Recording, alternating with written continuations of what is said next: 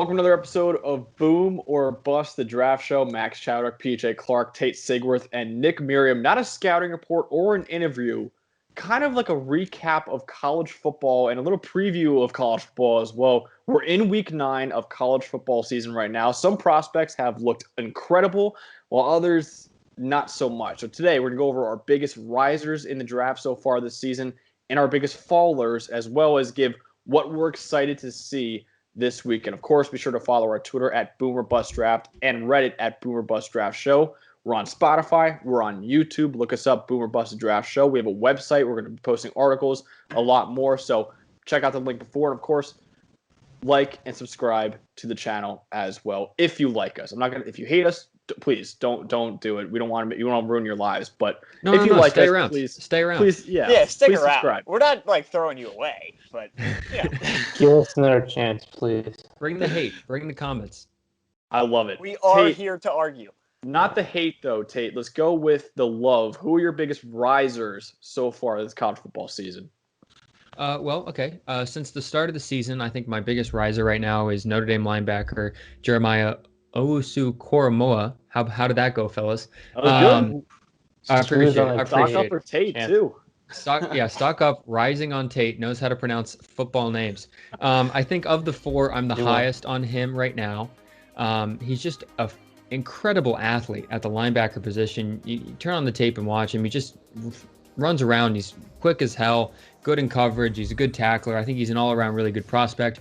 Right now, I have him in the early part of the second round, but maybe could sneak into the late first round, depending, because some of these linebackers here, like Dylan Moses, Chaz Surratt, Nick Bolton, these, I don't know. We'll got to see how the season turns out for them for a final ranking, but he's certainly gotten a lot better this year. I just want more consistency the rest of the year in the box score. It's a little bit of a stats thing, but he had no tackles versus Pitt.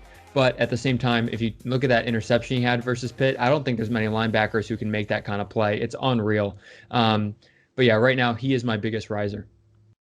Darius Leonard, my biggest riser for right now, I am higher on the Florida Gators than anybody here, and I'm higher on Kadarius Toney than anybody here. Oh, good. Not Kyle Trask. Okay, thank God. Not Kyle Trask for now. Not Kyle Trask for now. Couldn't take more of that. Kadarius Toney was not even... Yeah, we'll see how this weekend goes. Kadarius Toney, not even really on my radar preseason, was like a day 3 guy. He's talented. That's all I had. But he's like a world beater now in his senior year. They're playing him out of the backfield. He had a 50-yard rush against Ole Miss week 1. Florida now has only played 3 games due to COVID. But in those 3 games, he's been unbelievable. He's got 18 catches for just under 240 yards, 4 touchdowns. And I just love his versatility. They're playing him outside. They're playing him in the slot. They're playing him in the backfield. A guy like that is somebody teams in the NFL, you're going to be able to use him. He's 6 foot, just under 200 pounds. He's bigger than a lot of these slot receivers are. And I've been really, really impressed by Kadarius Toney, and I'm looking forward to see how he keeps it up. Well, what you say is if he's bad Rundale, he's probably pretty good. Yeah, exactly.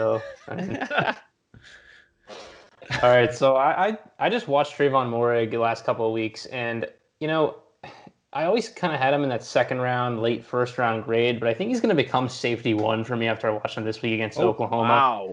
A few things that just really stuck out to me is that he's just very aggressive with attacking the ball in coverage, and he never misses. Like when he goes to make a play on the ball, he always is the guy breaking up the pass. He never contests anything and messes up. He's also a lot bigger than I thought he was going to be when I first read his measurables. Like he looks bigger, I guess, in person, or I guess on film. Than the numbers say. Rattler had a really good game for Oklahoma this past week, but almost all of the pass completions he had were down the sidelines. They didn't attempt to throw the ball in the middle because Moehrig was just breaking up everything. And to me, it was just very impressive performance from a guy who's playing on a not-so-good team in Texas Christian this year. And to me, it was the type of thing that NFL scouts going to love. I love all of those guys, but I'm going to go with a couple quarterbacks, be a little boring here.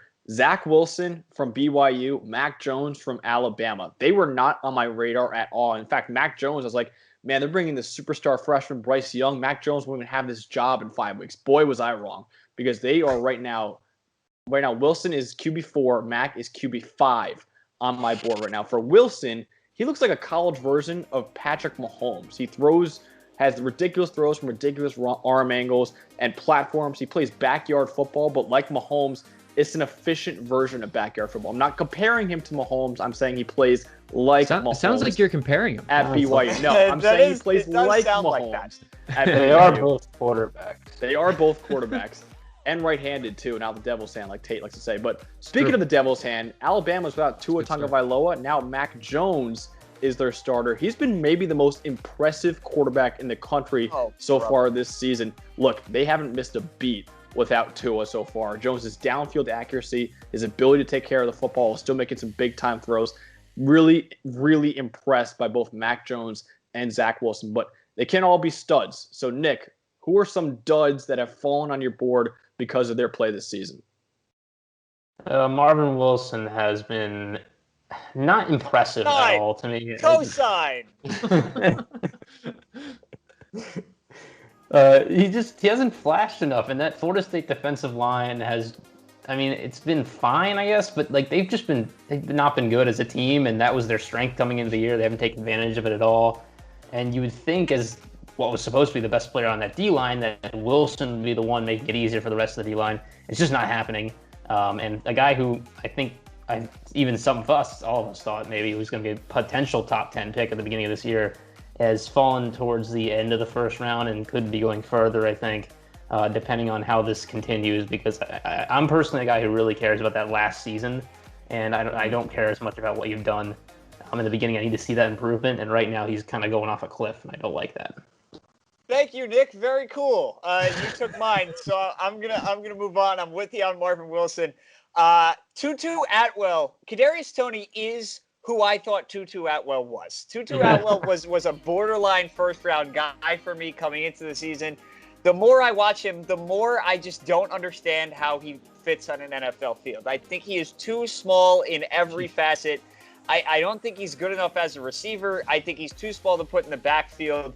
Kadarius Toney is now slotted into that kind of top 40-ish range where I thought Tutu Atwell was going to go. And I acknowledge that I think I'm a little higher on Toney than everybody else. But Tutu right now, not even in my top 75. He fell all the way out. I have not been impressed. The big playability has even, not really shown up. He had his biggest play this past weekend. He had a 66-yard touchdown catch. Good for him. He had 2 other catches in the entire game. If you're going to be an NFL wide receiver, I don't think you can do that right now. My guy who's the biggest faller right now, I think PJ is going to like this one too. It's Alabama linebacker Dylan Moses. I think a lot of guys in the preseason had Dylan Moses like a mid-first round, probably linebacker 1. Or linebacker 2, excuse me, Micah Parsons. How dare I almost forgot. I know. It's because of the game this weekend. That's why you're saying that. Okay. Yeah. Your skin max for this big game on Saturday. But yeah, Dylan Moses, big faller. He can't cover, folks. I mean, that's just the end-all, be-all. Can't cover. He's a good tackler, give him that, but dude can't cover. So he's right now falling and falling and falling. Yeah, Dylan Moses would be a great 1980s linebacker, but in today's NFL, you got to cover it. It's not too good. So I just mentioned, guys, the 2 guys who are QB4 and QB5 for me right now. The guy I originally had at QB4 was Iowa State's Brock Purdy. Woof. Okay. Woof. He has not looked the same at all this year. Thrown 5 touchdowns and 2 interceptions in 5 games so far. He just looks uncomfortable in the offense. Like a lot like Zach Wilson. He kind of played backyard football. He is playing backyard football, but not an efficient version of backyard football. If you remember that one interception, I want to say it was against TCU, where he just threw it to the defender while he was being sacked. He was like, dude, what were you looking at? He hasn't taken many shots downfield either. He just looks off as a whole. Right now, after coming into the season as my QB4, he's my QB7 right now. So big drop for Brock Purdy. Down. But PJ, big week 9 coming up. What are you looking forward to seeing this week? I, for some reason, am going to subject myself to another Syracuse football game, but not for the reason you might think. I am excited to see. Yeah, I am excited to see Carlos Basham against this terrible Syracuse offensive line on Saturday. Basham coming off ACC Defensive Player of the Week from last week. Chris Rumpf, who is my edge 3, Basham is my edge 4. Chris Rumpf's best game of the season, had 2 sacks, including breaking Tommy DeVito's ankle and ending his season against Syracuse in the Carrier Dome. I expect Carlos Basham to do a lot of the same. I'm very, very excited to see what he can do against this absolutely pathetic Syracuse team, because we were there. The Clemson defensive line surprisingly didn't get as much as we thought they would. So maybe Wake Forest can make something happen. Nothing says how prepared are you for the NFL like a game versus the Syracuse Orange yeah, offensive you gotta line. show me something. That's if a great stink, call, PJ. If you stink against really them, good call. If you I'm stink happy against you said them, that. you're gonna stink. I'm happy you said that. My thing I'm watching this weekend, quite obviously, Homer Tate strikes again. It's Ohio State versus Penn State. Justin Fields came out and had a heck of a day last week. I'm sure everybody saw it. I was tweeting relentlessly about it on the Boomer Bust Draft account. But he had a rough game last year versus Penn State, probably one of his worst last year. So I'm curious to see how he comes out in the second game of the year, and if he's truly firing on all cylinders, and how that vegan diet is working out for him remains to be seen. I don't know about that one, Justin. You look but skinny, man. It worked in the first game. It worked yeah, in the first it works. Yeah. And then also nothing to pay attention to players. is that Ohio State offensive line. They didn't look great against Nebraska, and it was, I don't know, is Nebraska defense good or is Ohio State's offense line just kind of bad? I can't tell. The running game really wasn't there for most of the game. So Josh Myers is a guy in this draft class specifically that we're looking to, an upcoming game against Penn State. Yeah, and I'm looking forward to a team that's going to get me blocked on Twitter by Tate, and that is, of course, Michigan football. Edge pair, Aiden Hutchinson and Kwity Paye, both played great last week. Looking forward to watching them go up against Michigan State, whose O-line I don't know too much about, but generally Big Ten line play is somewhat solid, so every time they play, it's going to be good tape. Jalen Mayfield had a pretty good game this past week. I like to watch him a little more. I haven't watched a lot of his film this past season, so we get to see a little more of him. There's a lot of players that I'm kind of interested in seeing for them.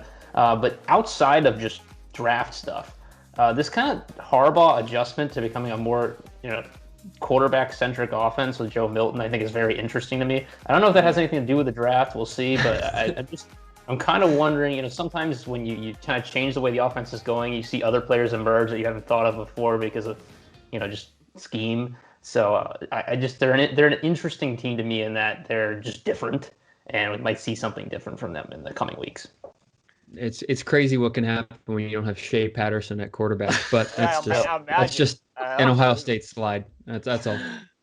So I had no idea that Joe Milton was the same size as like Cam Newton. That's wild to me. Yeah, it's crazy. So I'm going to stay in the Big Ten, actually. Obviously, big game this weekend, my Penn State against Tate's Ohio State. From a Penn State perspective, I'm really looking forward to see whether or not Penn State's edge duo of Jason Oweh and Shaka Toney can bother Justin Fields. If you guys watched that Indiana game, I unfortunately did and almost clawed my eyes out for doing so. But Oweh, the two bright spots, Oweh and Toney were murdering Indiana's tackles. And I think, if you could do that against Ohio State, who actually I think has a pretty good tackle in Nicholas Petit-Frere, I think that maybe they can both shoot up some draft boards, especially Jason Oweh, who apparently runs in the 4.3s as an edge rusher. So he's a freak athlete. So, if they can bother Justin Fields and bother the Ohio State offensive line, including Wyatt Davis, who a lot of people think is the best interior lineman in this draft class, it could be a really big game for the draft stocks of Jason Oweh